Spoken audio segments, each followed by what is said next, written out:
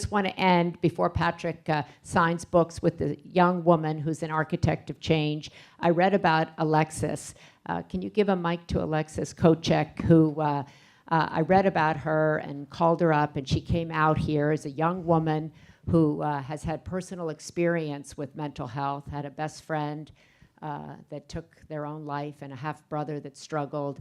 And she started a candle company that's here today, and the proceeds of the candles that she is making, she's 17 years old, all go to helping people with issues of mental health. And so I just wanted to point her out to you. This is an architect of change, 17 years old. And Alexis, I just wanted you to say that why this issue is so important to you. You were telling me you want to give the money so that people in high school can learn more about the signs of depression and anxiety. Tell us a little bit about that.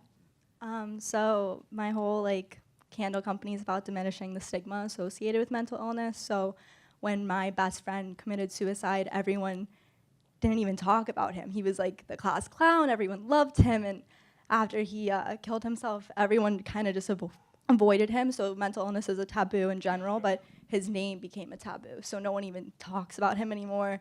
Memories associated with him no one talks about because everyone's scared. It makes everyone uncomfortable. So my mission's kind of to teach people of my generation to start now and be the I can generation. I can change this. And so I donate to ADAP and the Ryan Saying Bipolar Foundation. So ADAP is doctors from Johns Hopkins, and they come around to different schools across the country, but especially in our area to they do PowerPoints to just teach everyone about the symptoms and how to diagnose it, just so people don't go undiagnosed. And it's helped a lot, but it's really sad because people even with ADAP, a lot of my schools in my area refuse to hold the presentation because they don't want their school attached with the stigma. So, but my school used to not hold it, and now they hold it, now that someone actually committed suicide from our school. But yeah, so that's my Alexis, mission. what do you, a lot of the people here, which is great, you heard Patrick talk about prevention, and if we can get to kids as young as possible.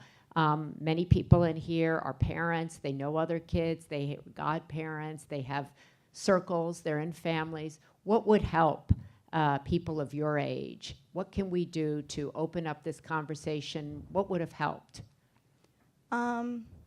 Just to seriously talk about it. People talk about it as if it's gossip. People to this day will just be like, oh, you're the girl that's friends with that kid that killed himself. That's not my name. My name's Alexis. Yeah, he was my friend, but it shouldn't be something people in my school have cancer, and everyone sends them flowers and everyone loves them, and that's awesome. They need that too, but everyone needs that. So we're all the same. We all battle different things, but if everyone can just understand that we're all kind of in the same boat, all diseases are really similar. They need to be treated the same, and if my generation can start that would be amazing, because a lot of people grow up with certain stereotypes, and I want to change that stereotype. So we're still young enough to kind of grow up and have a different idea of things. So if my era in general can start to do that, then I think we can grow up and raise our kids to be the same way. Alexis, did you have any idea that your best friend was struggling so severely? No. Towards the end, he started acting really weird, and I started to notice things, but I really had no idea. And even with my brother battled alcoholism, and I didn't even know. My dad told me after he passed away, a year later. So just stuff people like to keep things undercover and under wraps. And now that both of them have died, it all kind of comes out. My dad still doesn't really talk about it either, but. So I want everybody to listen to this woman. I wanted to applaud you. I'm really blown away. So proud of you. I just bought 5 candles off the bat.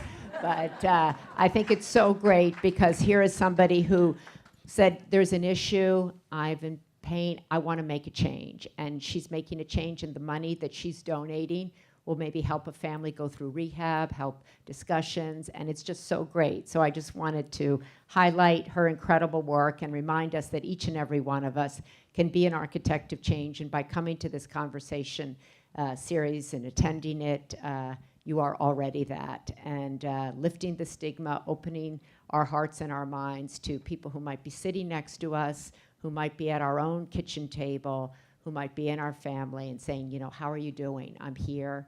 I don't judge. I won't judge. And I think that's a really big thing. Judgment is a huge part of our society, and a big thing that we're trying to do with these conversations is to get people to open their minds and their hearts a little bit, to be more compassionate and think in a different way about all of these diseases. For example, we're doing this week, which is interesting. You know, this conversation with Patrick sold out like that, and every conversation we've been doing sells out really quickly. And we're doing Kris Jenner this week, and the reaction to that has been so angry and so negative and so judgmental. I thought that's a really great reason to push forward. Because, you know, there's always, as somebody once said to me, there's something all of us have in common with somebody else. There's, all of us have struggles, and people often think, oh, you're born a Kennedy, you don't have any problems, right? We always look at the other person and think they don't have any problems. So I'm hopeful that these conversations with whomever they're with, and you can buy tickets to Kris, but that will open our minds and our hearts to everybody's journey.